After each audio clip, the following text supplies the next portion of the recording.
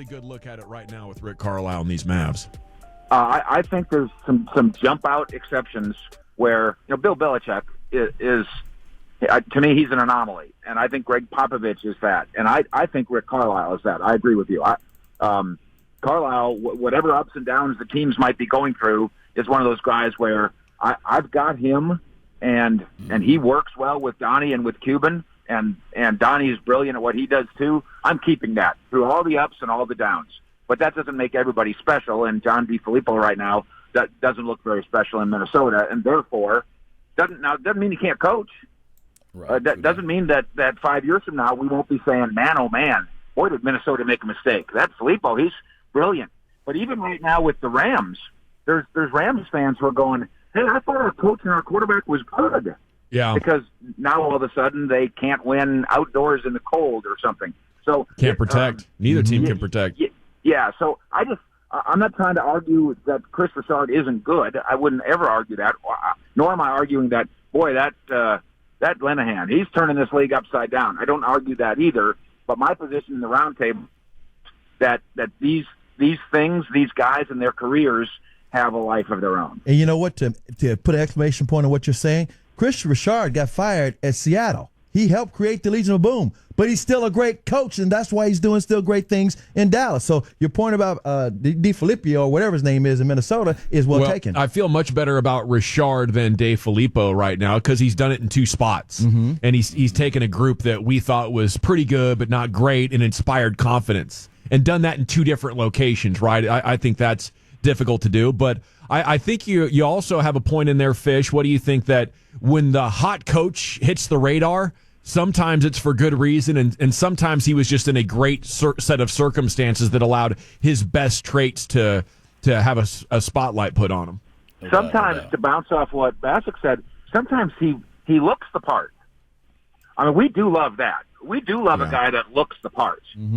We also love, once a team has had kind of a quote softy coach, we got to replace him with a toughie. Yep. And then the toughie goes for about 4 years, and we're like, boy, he is grinding them to death.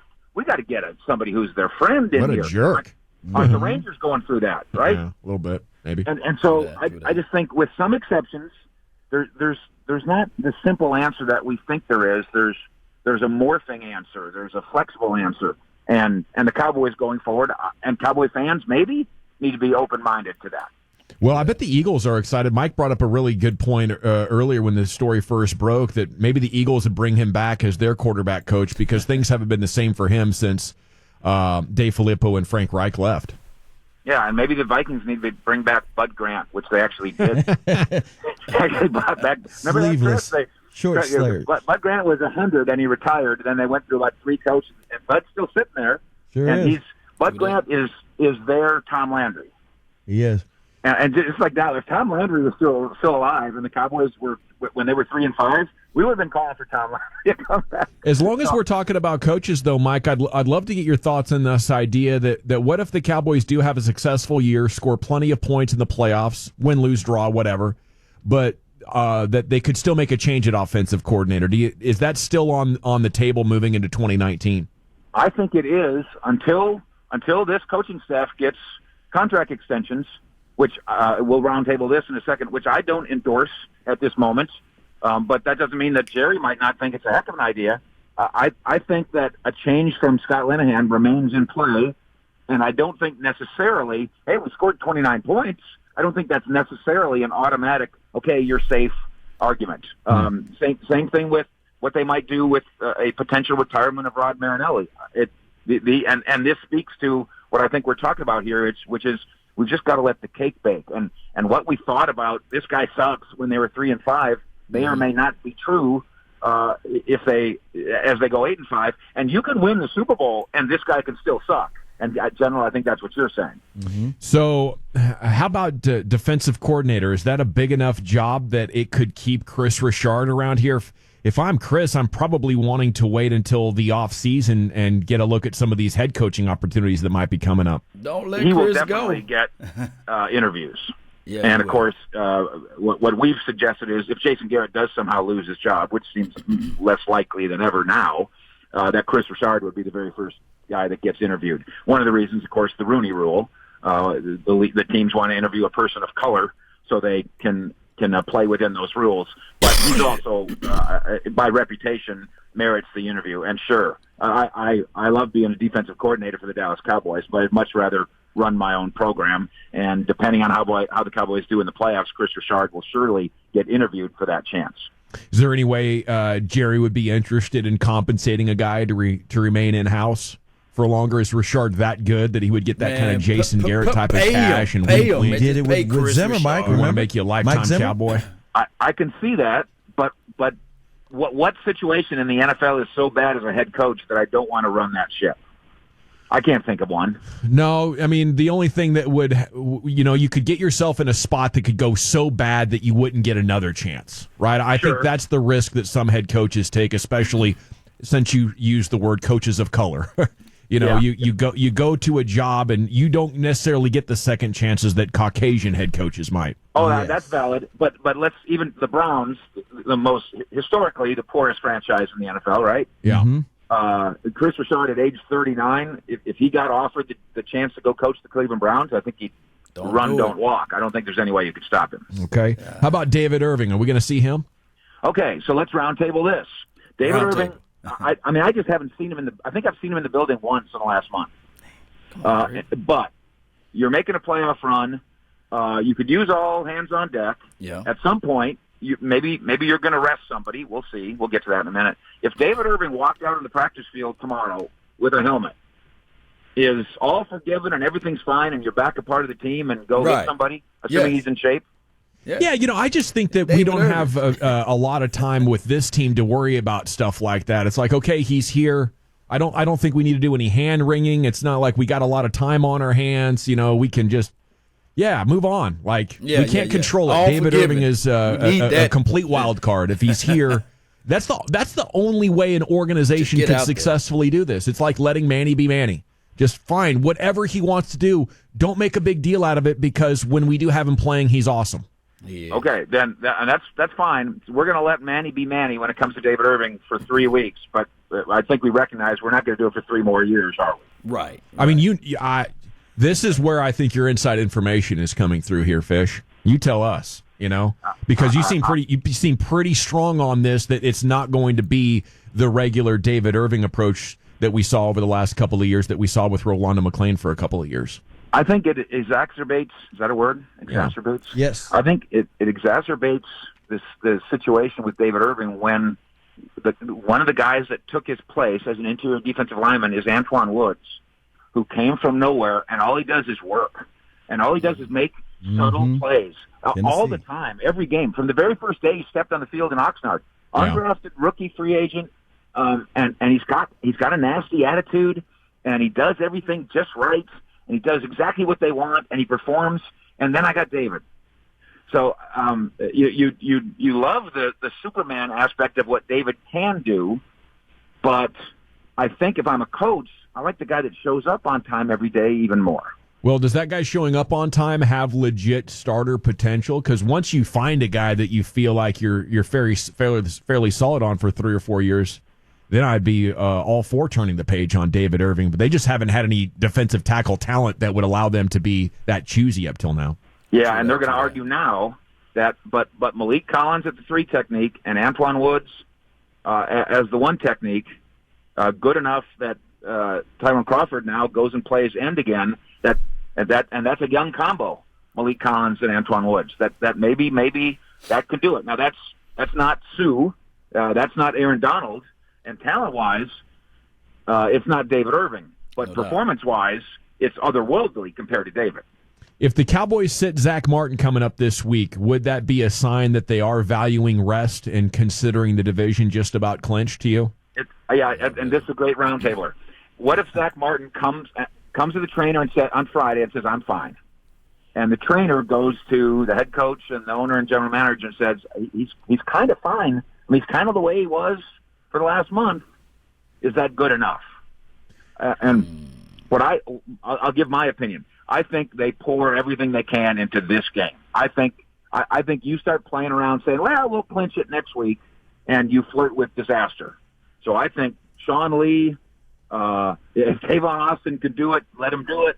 And I think if Zach Martin says, boys, I'm playing, then I'm going to believe Zach Martin, and I'm going to let him play. You know, and I've been talking about rest, but now when you look at Chicago having beat the Rams, you got a game to make up. They're going to take on the Packers. If you could beat the Colts and Green Bay gets the upset, now you've created a tie there for that 3 seed. I think I want to go for it this week and then evaluate going into Week 16 probabilities. But, you know, still things are fairly lined up that you could catch Chicago. So as long as that's not an astronomical possibility but a real probability, I think I'd keep my pedal to the metal as long as Zach Martin gives me the thumbs up.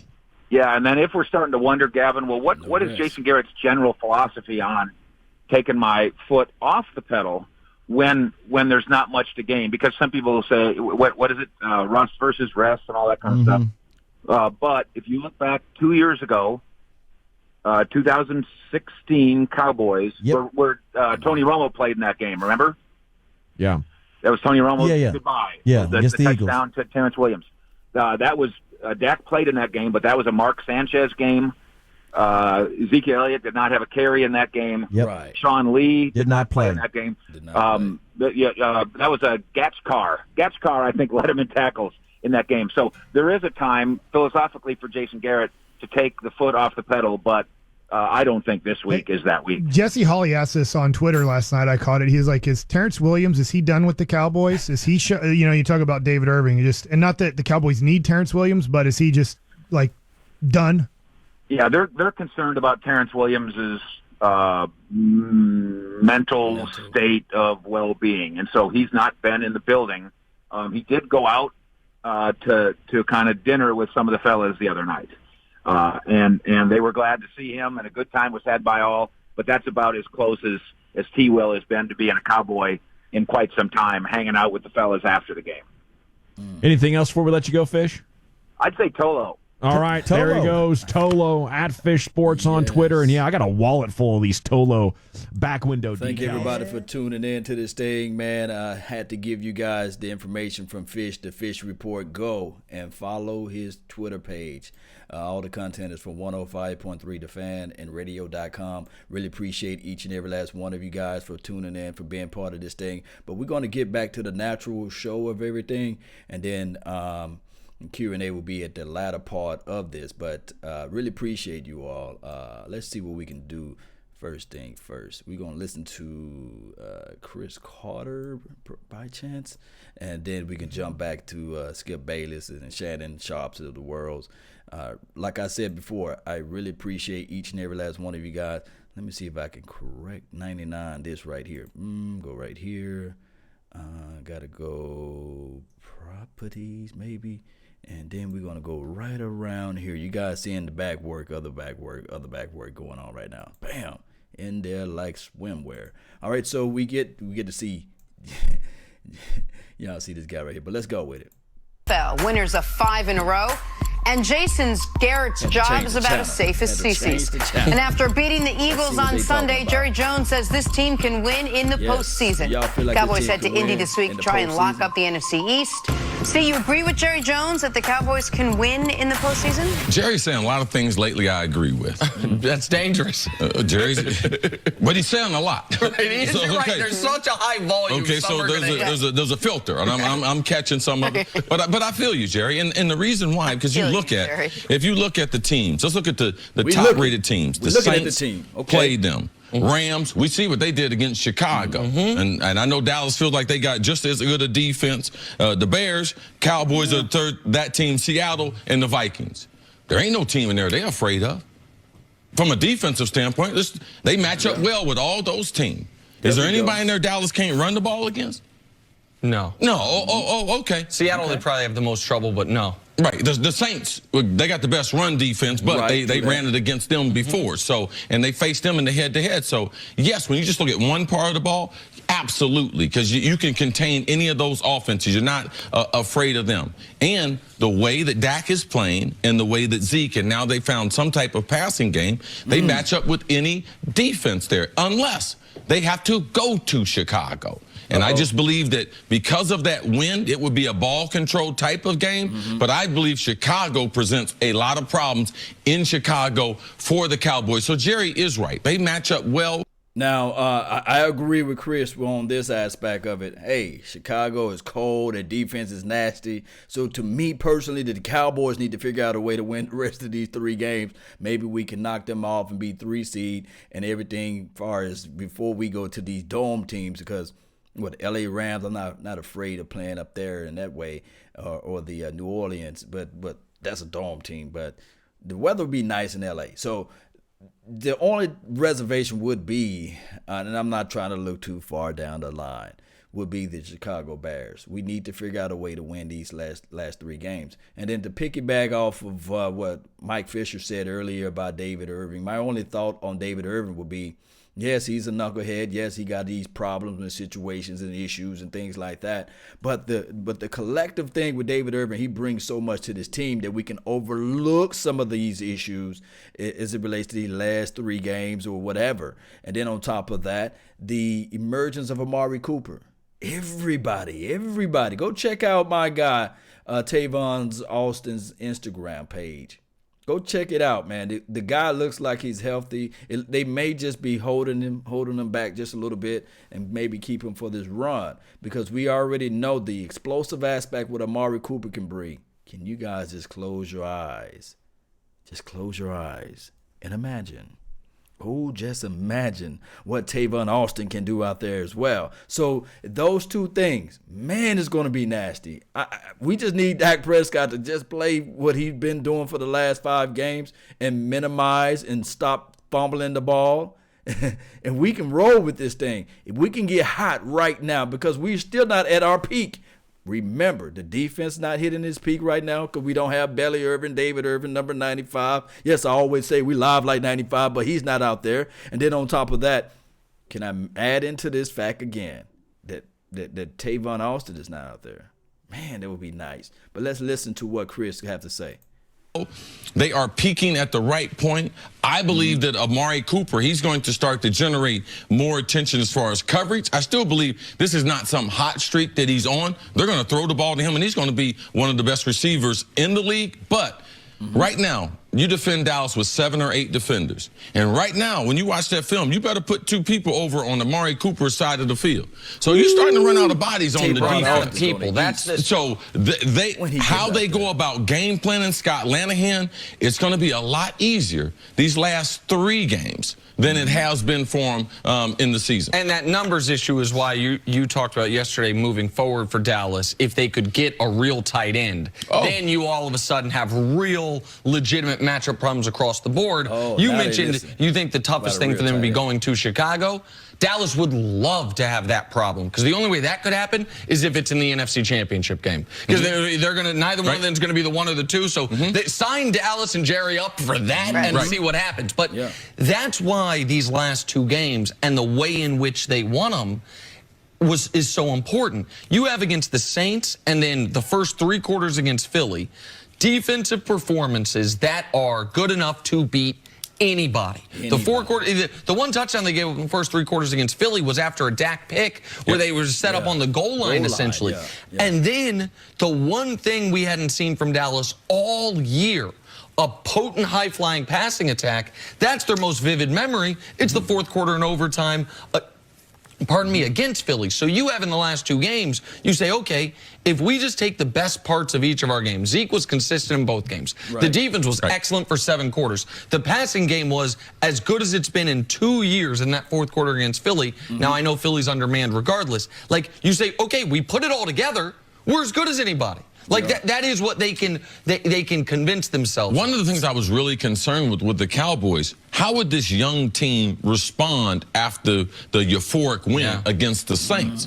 And you could see, you know, they could have played better, but in the first 3 quarters of that defense football, couldn't have played better. I mean, I mean, that was you knew that was a good football team who had handled some type of success. So Coach Mangini talks about managing when you lose, managing when you win. So that, to me, is a team that's learning how to win. And as you can see, late in the game, young players making big plays, that type of energy and everything is infectious, and the momentum of it late in the season, I believe, carries on strong week to week. Earlier in the season, we placed a lot of blame on Jason Garrett and how he was managing this team. Now that they've won 5 in a row, how much credit do you give Jason Garrett for the way they're playing? So in the micro and the macro, I want to give him a ton of credit. In the micro, things like that 4th and 1, I'm going to keep harping on that because it's not fair if we harp on the 4th and 2 he doesn't go for in overtime against, I think it was the Texans, where he punted and they end up losing that game. And then in overtime on a 4th and 1 in a spot, I think 28 of 32 coaches kick the field goal there. You're inside 4 minutes. You can go up in overtime. You have a great defense. And instead, he tried to go for the kill. And then in the macro, in this 5-game winning streak, Zeke's touching the ball 31 times per game. He's giving you 115 on the ground and 55 through the air per game. So one of the big criticisms early was, and I know Jason Garrett's not the offensive coordinator. Before he goes a little bit further into that, man, that's the only scary part about this thing. Although we are winning, although we are leading in most of these games, and we got a 5-game winning deal going on right now. But man, it's scary, man, giving all those things to Ezekiel Elliott. Look, we got to figure out a way, man, to utilize Rod a little bit more, and also use Jameis Olawale just a little bit more, but sprinkle those guys in to give him spells at the right time. But I'm just in fear of Ezekiel Elliott with anything that can be detrimental to his health. But outside of that, man, a win is a win, and I like what I'm seeing out there on the field from far as it relates to Ezekiel. But let's go. Let's listen to some more. But it ends at his feet.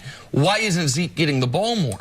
He has the last month plus, and they've been winning accordingly to go along with Amari and everything else. And the fact that he had whatever C has talked about as far as talking to Saban and talking to the coaches and the relation, whatever he is doing mentally for Amari Cooper, which you've said is very important, from Sanjay Lal, the wide receivers coach, on up to the owner in Jerry Jones, that has obviously worked very well for him. Well, we missed something on this team, and we just thought Dallas was going to be a playoff team. We thought they'd be contending, but we didn't consider this offseason. We talked about the players. We know they made a mistake as far as Dez, when they didn't offer him some type of contract, and bringing in Allen Hurns thinking he was going to be the #1 guy. They made a mistake. They did not have enough firepower in that room. But where he didn't make a mistake was they changed 7 coaches. But we as reporters, we missed that. We didn't think or bake it into how long is it going to take for this team to be able to adjust with this new coaching staff.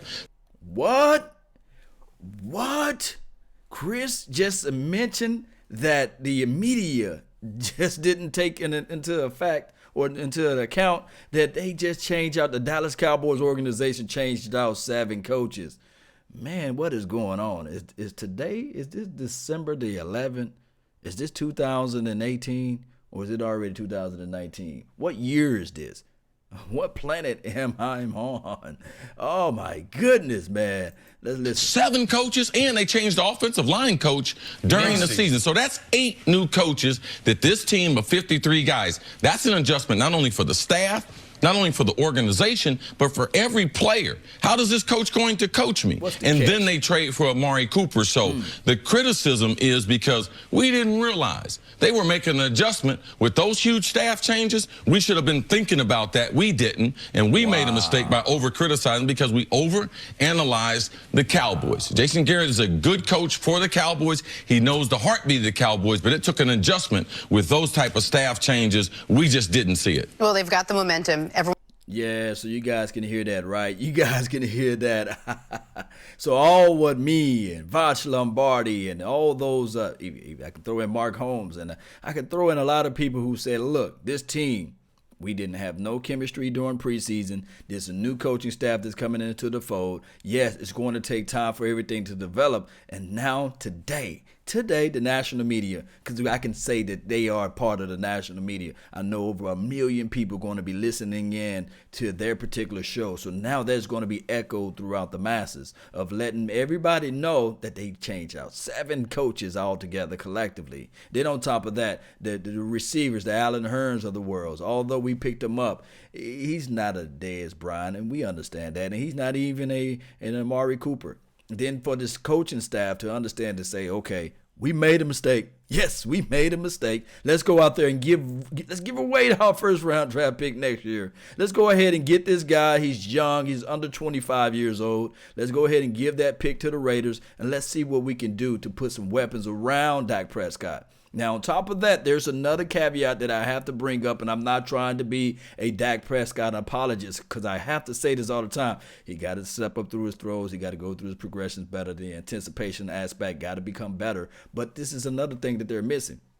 It's still going to take time, and I'm talking about time, for the young tight ends to get together too. So this team is not at its highest peak at this point. And of course, we got a quarterback that's not at his highest peak as well. But collectively, what he's doing for this particular team is elevating everybody else because of the fact that he's not making the extreme mistakes. Now, I must say, I'm going to say this too.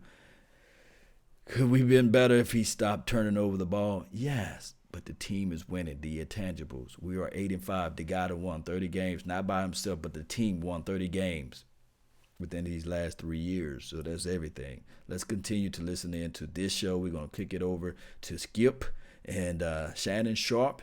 And I think this is a new host. Look at Holly. Forget about Molly. Holly bringing in the thing. She got her, boy, I tell you, boy, I ain't going to say anything. But Holly, good golly, forget about Molly. Think about Holly. She's on here. Morning. I was upset about that, but I'm more upset about what we're about to talk about right now. He wants to get right into it. You like Vegas. Yeah, well, not anymore. Somebody's not getting the respect they deserve, according to Skip. Let's start with the Cowboys. They've won 5 straight after beating the Eagles in overtime on Sunday. Dak Prescott and Amari Cooper, of course, connected for 3 touchdowns in that game, but they're still not getting a lot of respect. Dallas opened as a 3-point underdog for Sunday's game on the road against the Colts. And on the other side, the Colts are also on fire, though, winning 6 of their last 7. So Shannon, should Dallas be an underdog? I believe they should, Skip. For the simple fact, I believe Indy has been equally as hot as the Dallas Cowboys. As Holly read, they won their last 6 out of 7, and the only loss came in a 6-0 ball game loss to Jacksonville. And if you look at Andrew Luck, he's playing at an MVP level. He didn't get off. He got off to a slow start, and we questioned, is his shoulder healthy? Is he healthy? But if you look at him since this winning streak, he's been unbelievable. The Colts do a great job of protecting him. The Colts offensive line is second in sacks allowed. He's only been sacked 16 times. And what happened early in his career, Skip, he got beat up. A lot of it, his offensive line didn't protect him. And a lot of it, once he broke the pocket, he didn't know when the journey was over. He was unwilling to get down or get out of bounds. He was trying to always fight for those extra yards. And it ended up costing him a season and a half, a lot of season 2 injuries. You look at the Colts defense, they're good against the rush, 8 against rush, 6 against rush yards allowed. And they're a different team at home. We saw what the Cowboys were able to do at home. They beat a very, very good New Orleans Saints team, stymied them, held them to 13 points. Drew Brees were in the catbird seat for the MVP, and thanks to the old Cowboys defense. I like old Cowboys defense. They did a number on him and got my homeboy back in the front. And man, nice little get up though. We ain't gonna even lie. Yeah. He liked the blue. He liked the blue. Look at that. He liked the blue. They did a very good job against Carson Wentz. He did not look very good early on in that ball game, although he had some great throws late. So, Skip, I get it. Vegas is looking at it like, you know what, guys, I understand. But Indy is very good at home. They've been very good of late. And I can see this basically what they're saying because the home team normally gets 3 points. So they're basically saying this is really a pick 'em game. So, and I'm going to pick, and you already know I'm picking. Are you? Yeah, I'm going to start to get some of my cases back this week. Go ahead. Shannon Sharp has my still Cowboys. not learned his lesson. Again and again and again, he doubts. And again, he loses case after case of Diet Mountain Dew. Okay, I'm hard-headed. The breakfast of champions, the nectar of the gods.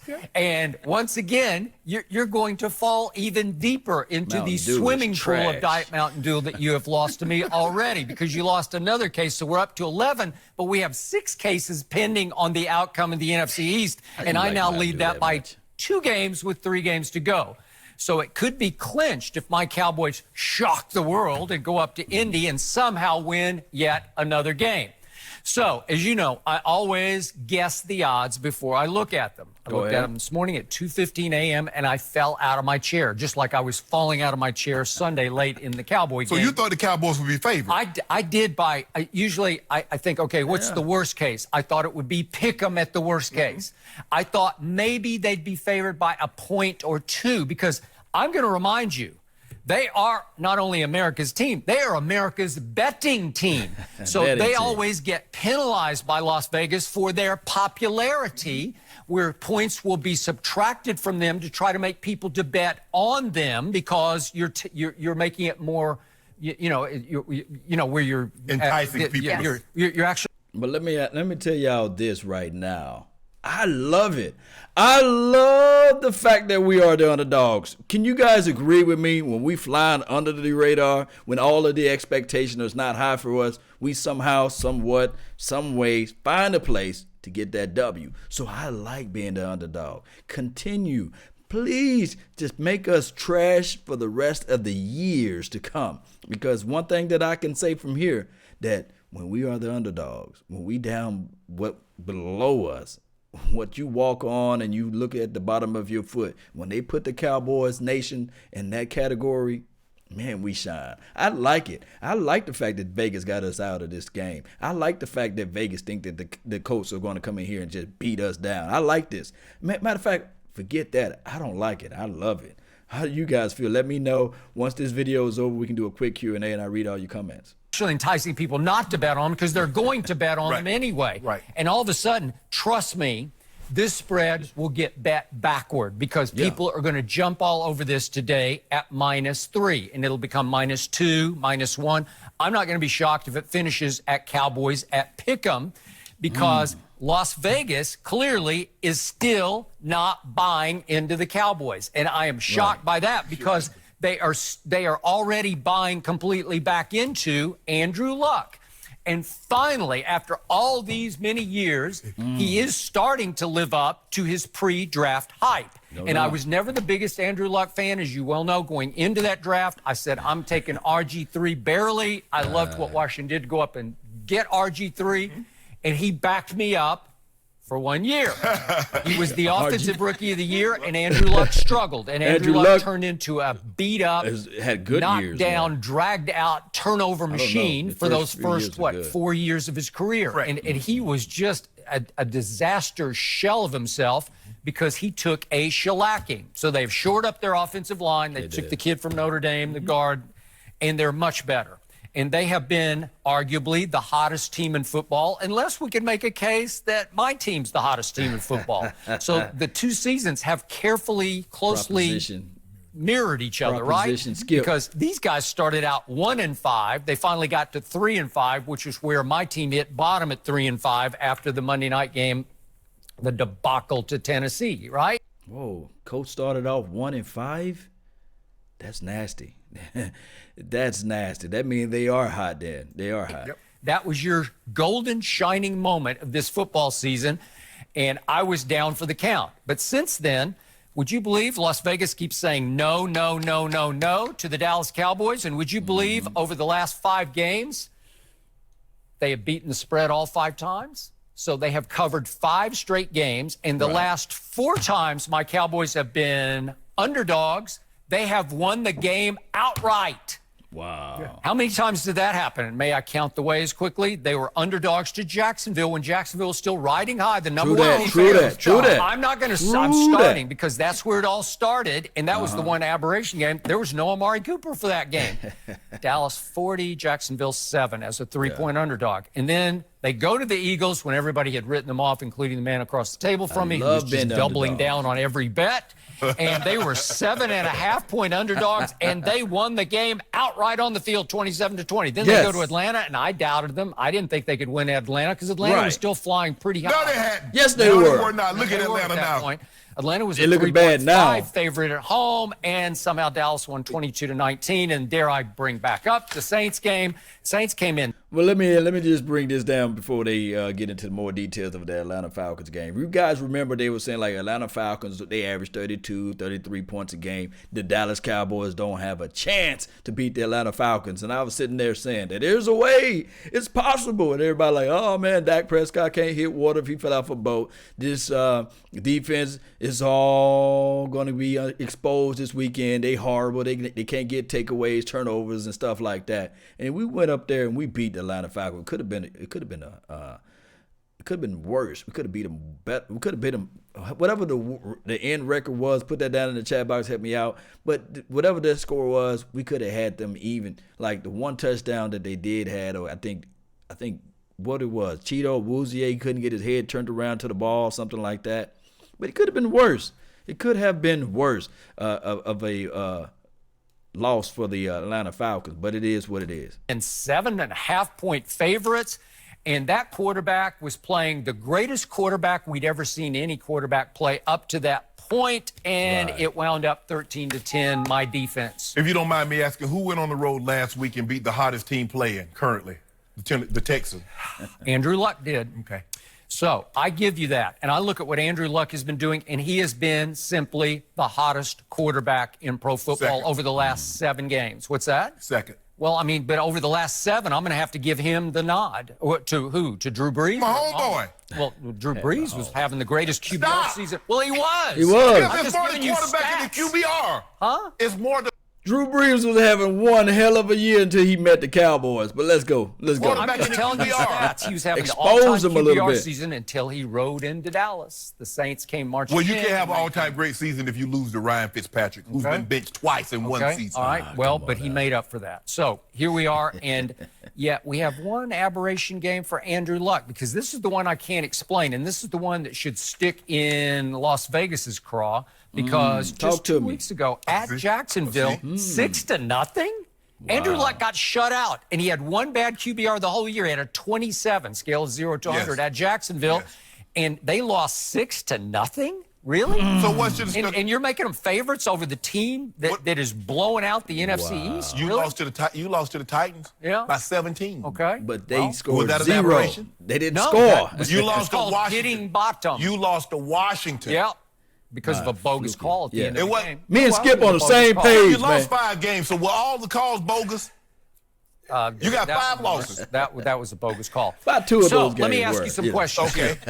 Who leads the league in rushing now? What running back? Elliott. Ezekiel Elliott. Would you believe that? So my team has the leading rusher in pro football. Okay. Who has been the hottest receiver in football over the last 6 games? Skip, you already know the answer. No, you have the researcher. You got the Heisman Trophy winner. So you don't know. I don't know. Give it to him. Last Amari 6 games. Cooper. Oh, Amari Cooper. I did not know that. You have enlightened me. 642 yards receiving over the last 6 games? Yes. Is he not the hottest receiver? Oh, man. Let me rewind. Say that again, Skip. Say that again. Football over the last 6 games. Skip, you already know the answer. No, you have the researcher. You got the Heisman Trophy winner. So you don't know. I don't know. Help me out. You do know. Last Amari 6 games. Cooper. Oh, Amari Cooper. I did not know that. You have enlightened me. Look, even she having a wonderful time. She's laughing at the jokes and the things that Skip Bayless is leveling out the Shannon Sharps of the world. That's what I like. 642 yards receiving over the last 6 games? Yes. Is he not the hottest receiver the hottest in football? And I hate to bring this up, but who barely has the number 2 scoring defense in all of pro football? Just barely, because the Ravens are barely clinging to that lead right now. It's 18.5 to 18.9 points allowed per game. Who is that? Who is that? It's the Dallas Cowboy defense. And who leads the whole NFL in rushing yards allowed per carry? 3.6 per carry is the Dallas Cowboy defense. So it's come alive. And I have another question for you. Go get him, Skip. What was Drew Brees and company on third down against the Dallas Cowboy defense? Help me out. I'm asking Las Vegas this question. Just what was Drew Brees? He was riding as high as you could ever ride. Well, Las Vegas is not here to That was the #1 scoring defense in football, 37 points a game. And that night against my defense, it went 3 for 11 on third down, did the New Orleans Saints. Then Carson Wentz came rolling in, walking to him. Yes, he was. Walk it to him, Wentz. The best quarterback in the NFC East, said somebody across the table. Over here. He is still, says the guy across from. Yes. What did he go on third down against my defense? He went 1 for 9. So Drew Brees went 3 for 11. Carson Wentz went 1 for 9. And so that's 4 for 20. That's very interesting to me. And yet Las Vegas says my team is a 3-point underdog. And I'm thinking, love it, Vegas. If you don't mind me asking, Mr. Researcher, since you got all of that, where was these games played that the Cowboys put on this exemplary performance? They were both at home. Okay, so what? My team, I don't always trust my team. I like my team on the road better than I like them on the road. Well, good. You're going to see them on the road and watch Andrew Luck throw 4 tugs on them. So they went to Philly and they won. They went to Atlanta and they won. Stop with Atlanta. You know Atlanta's terrible. I don't know. That's interesting. So is Atlanta terrible? Yes or no? They've become terrible, but my Cowboys leave everybody for dead is what happens. If you look back, where was the beginning of the end for Jacksonville? Dallas. Beginning of the end for Philadelphia? Dallas. Beginning of the end for Atlanta? Dallas. New Orleans? New Orleans. You told me yesterday, you said New Orleans hasn't looked the same since Dallas. I can't stand Skip Bayless. Anybody that plays Dallas, that's murderer's row. Well, they just get psychologically devastated by what hits them right between the eyes. They get hit by that defense. You know what, Skip? You need to I'm stop. Just saying. I look at what's happening here, and the facts are the facts. They're right before your very eyes, but you keep saying, yeah, but Dak Prescott. If I didn't know better, I swear I was talking to Jerry Jones right now. Because you be hyping him up just like he be hyping him up. This is a very good team, right? We some different cats. We're some different cats now. Different cats. Yeah, that's what Jerry said. They're different cats. They are different cats. So I will be the first to admit these are the cardiac Cowboys. They are the cardiac Cowboys. Don't be stealing my material, Skip Bayless. I've been calling them the cardiac. I've been calling quarterback Dak cardiac Dak with the attack because he gets you at the edge of the seat. For those who out there watch the live broadcast that I be doing on game day, you guys know I've been calling him cardiac Dak. And some people are like, hey, why you say that? Because I say that because I be at the edge of my seat and I just don't want him to hold the ball on too long. And you got to get the ball out, especially after the 3-step drop after the empty back formation or shotgun empty back. So, man, Skip, you must be listening in to Nothing But the Bass, right? You must be listening to Law Nation. You got to be. Cowboys. No team that I have ever root for is more agonizing to root for than this team. Okay. But the cardiac Cowboys have won 5 straight games. Yes. Maybe by hook or crook. I don't know how. And their turnover ratio, which is always telling, you can always say, the best teams, they always have big plus and, they've taken it away a lot more than they've given it away. Dallas is 0, which is no good. It's like dead even, but they're 8-5. Why are they 0? Because the quarterback keeps spitting it up all over the carpet. Well, he does. He got to improve. I told you. So who will have the best quarterback on Sunday? Well, I'll give you Andrew Luck as far as yards, passing. No, as far as everything. Stop it. Why do you keep doing that? Look, Skip. Ho. Shannon.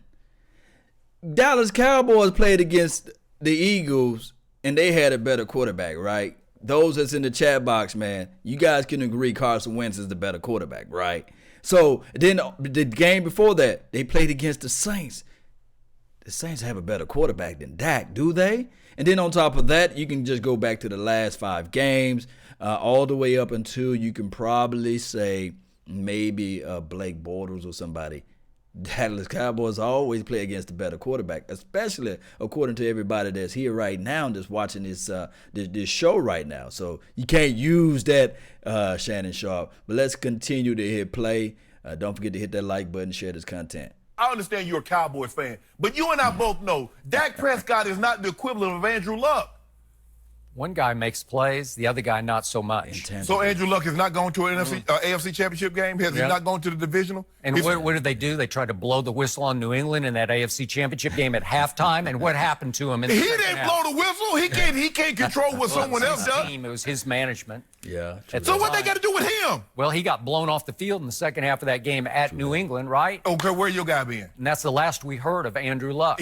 My guy just keeps winning games in the fourth quarter. My guy in the fourth quarter and overtime Sunday, as you quickly quickly pointed out yesterday, was 17 of 20 for 243, 3 touchdowns and no interceptions. That's after he threw 2 ugly interceptions. And fumbled and missed Amari with 58 seconds left on the game clincher, missed him by 5 yards. He was 10 yards open. So I give you all that. But when it's time, Warrior turns back into Warrior. Look, if you look at the Colts offense, T.Y. Hilton has been unbelievable. Okay. He's nasty. Eric Ebron, he's finally, he got away from Matthew Stafford, and all of a sudden, you can understand why the Lions took him with the 10th pick in the draft. Okay. All right. Yeah. So, speaking of Eric Ebron, he is now tied for the NFL. Hey, I am on record this offseason when the Ebron was just out there just chilling. I was saying, Cowboys, that's the guy we need to get right there. We need to get him. And a lot of people are like, he can't block, he can't do this and do that.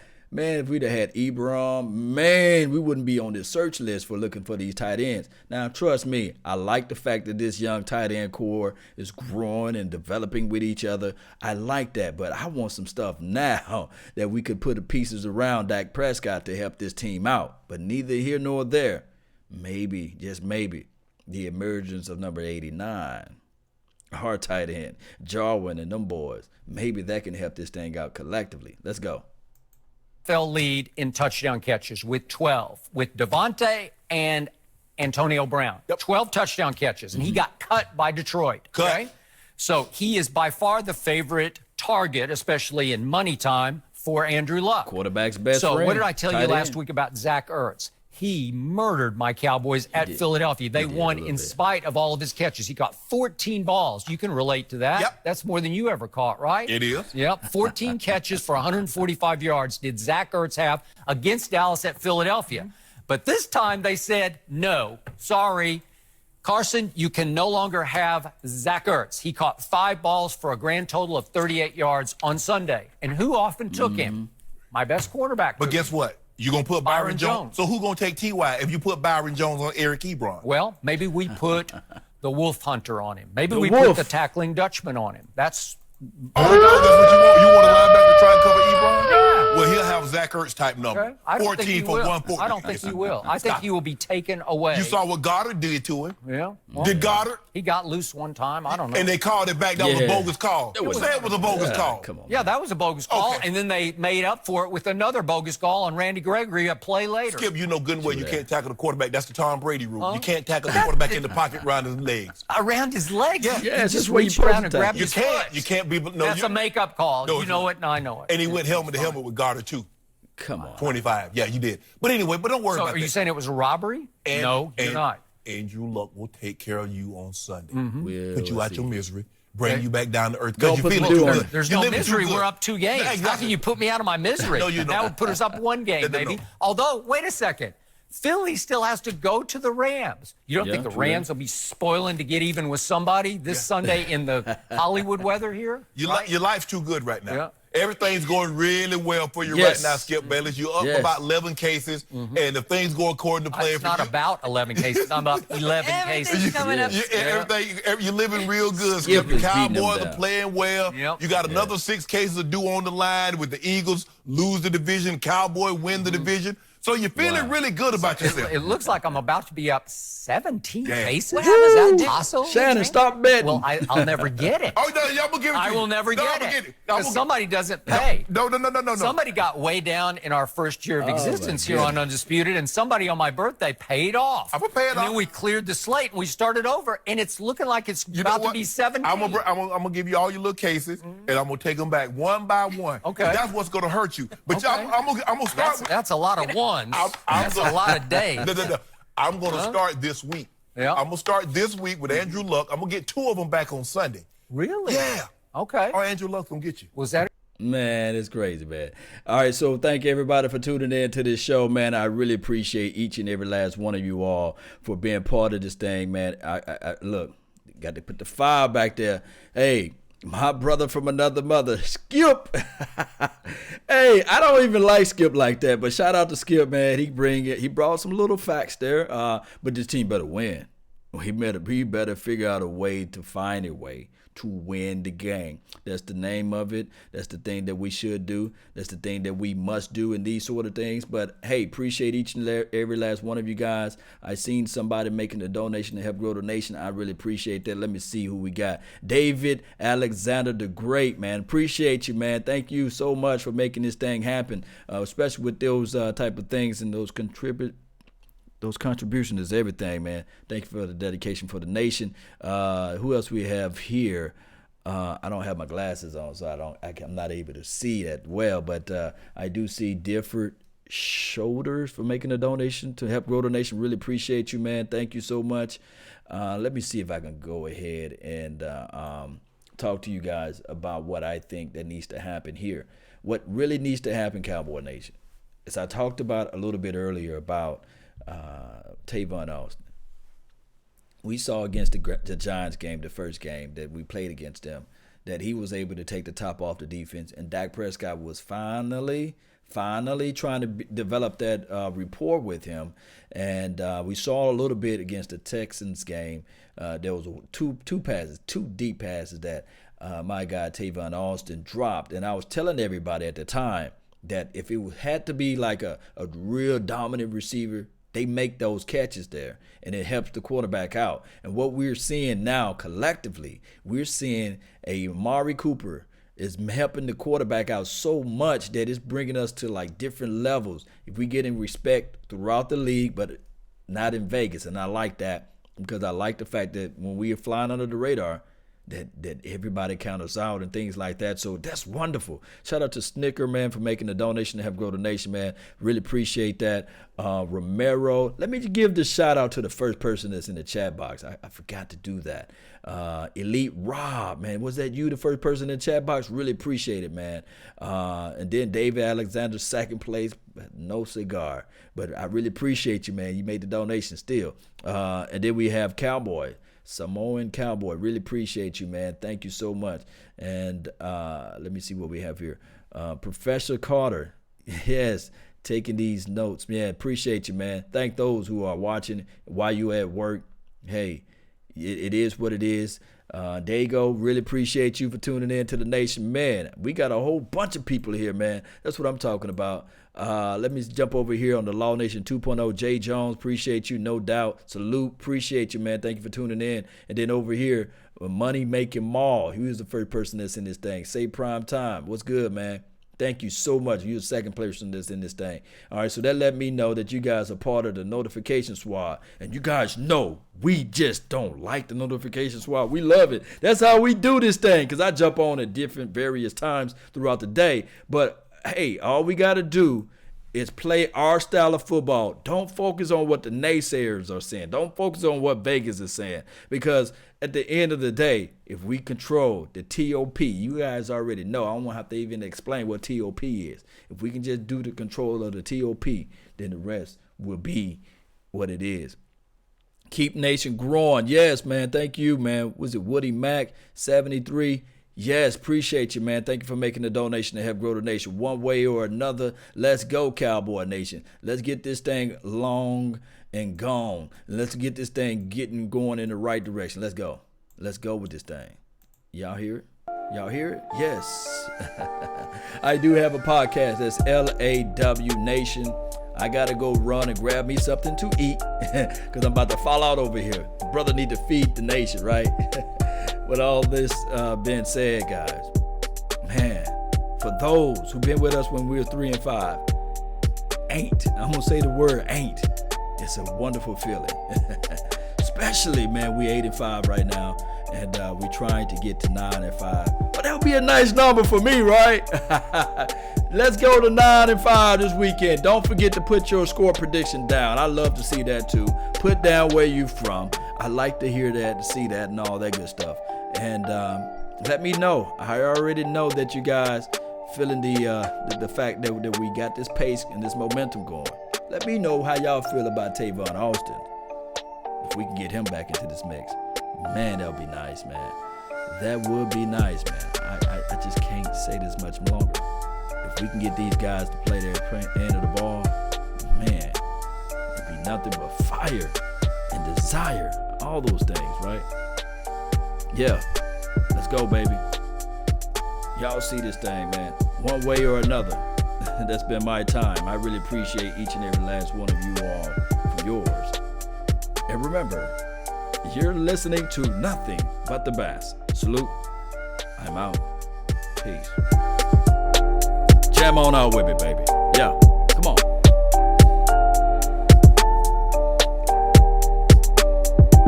Let's go, Cowboy Nation. One way or another, let's get this W. All defense is not scared. We got D-Law. #law and order.